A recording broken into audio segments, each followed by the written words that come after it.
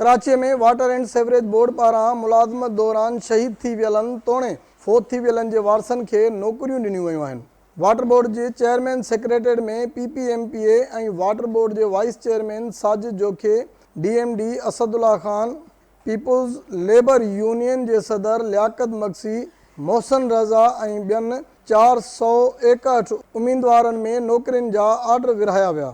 उन मौक़े ते सिंध TV न्यूज़ सां ॻाल्हाईंदे साजिद जोखे जो चवणु हो त हिन महांगाई जे दौर में जेके हिते कराची शहर में रहनि था ऐं सम्झा त उन्हनि जे कमाइण वारो उहो हिकिड़ो वाहिद कफ़ील जेको हो जेको हिन में शहीद थी वियो त हुननि जो हिकिड़ो राइट हो, उन्हनि खे मिलणु हुन टाइम ते ई खपंदो हो जेको हफ़्ते 10 ॾींहं जे दौरान।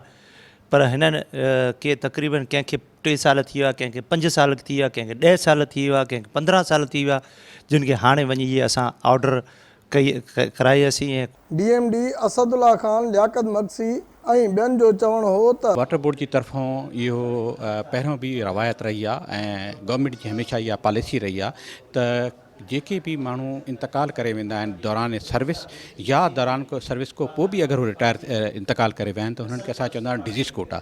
हे डिज़ीज़ कोटा में हिन महिल जेके 461 माण्हुनि जी हिन महिल अपॉइंटमेंट थी आहे। शहीद भी जेके ऑन ड्यूटी ऐं उहे जेके ऑन ड्यूटी ईअं गुज़ारे बि विया आहिनि उन्हनि जे औलादनि खे बि जेको आहे अॼु असां हिते नौकरियूं विरहायूं आहिनि। 18 महीने की जद्दोजहद के बाद हम फिर दोबारा कामयाब हुए हैं और हम शुक्रगुजार हैं वज़ीर बल्दिया जाम खान शोरो साहब के। ऑर्डर वसूल कंदड़नि सिंध TV न्यूज़ सां ॻाल्हाईंदे चयो त भाभी के बच्चों का इनका मसला था और अल्लाह ताला का लाख लाख शुक्र है और हम सिंध गवर्नमेंट के जो है बहुत ज़्यादा शुक्रगुजार हैं। अल्लाह ताला जो है ना इनको और तरक्की अता फरमाए। असांखे ख़ुशीअ जूं घड़ियूं महसूस थियनि पियूं।